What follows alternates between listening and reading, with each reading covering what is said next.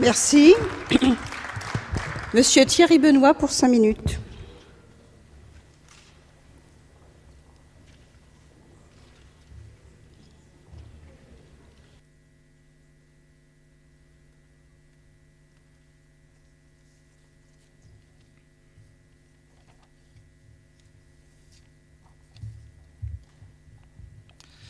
Madame la Présidente, Madame la Ministre de l'Économie, des Finances et de l'Emploi, Monsieur le Président de la Commission, Messieurs les rapporteurs, mes chers collègues, le projet de loi sur la fusion de l'ANPE et de l'UNEDIC que nous allons examiner est une bonne chose et une bonne nouvelle pour la France. Il entérine une situation de fait dans la mesure où les ACEDIC gèrent depuis une dizaine d'années la liste des demandeurs d'emploi inscrits à l'ANPE. Le projet du gouvernement répond à une ambition de réduire de 3 points le taux actuel du chômage d'ici 2012. Il entend créer pour cela une institution nationale publique dont l'organisation des services sera assurée par une instance nationale provisoire, élargie aux collectivités territoriales.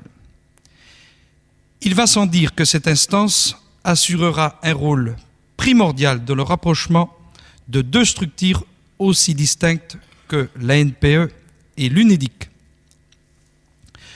Je m'étonne à ce titre que le Sénat ait décidé d'appliquer aux agents de l'ANPE les conventions collectives régissant l'UNEDIC à ce jour. Je rends grâce, en revanche, au gouvernement de vouloir préserver la stabilité de l'emploi et la protection des personnels composant la nouvelle institution, l'alinéa 35 de l'article 2. Beaucoup d'experts ont disserté sur la pertinence de créer au-dessus de cette structure un Conseil national de l'emploi susceptible de répondre aux besoins du marché. Il me semble plus judicieux de souligner l'intérêt des conseils régionaux de l'emploi qui adapteront la réponse de l'État aux réalités de chaque territoire. Ces avancées ne nous dispensent pas de pointer du doigt certaines zones d'ombre du projet gouvernemental. Il en va ainsi du régime de retraite des salariés de la nouvelle institution, qui pourrait pâtir de son régime de droit privé.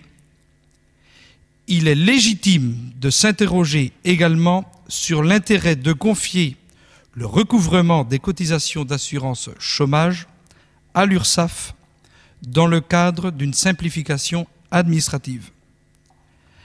La plupart des salariés des ACEDIC jugent ces dispositions injustifiées au vu de leurs compétences actuelles. J'avoue partager une partie de leurs interrogations malgré mon désir de réforme. Je veux enfin, pour terminer, redire ici la nécessité d'une réforme qui est, de mon goût, attendue depuis longtemps, qui est attendue depuis plus de 10 ans. Elle va dans le sens d'une simplification voulue par tous, tant par les salariés, tant par les demandeurs d'emploi que les entrepreneurs. Je voudrais pour conclure, Madame la Ministre, indiquer que dans ce projet de fusion et dans le domaine de l'emploi, nous devons avoir de cesse de mettre en adéquation l'éducation et l'adaptation des différentes formations adaptées aux besoins exprimés de l'an 2008 aux entreprises. Je vous remercie.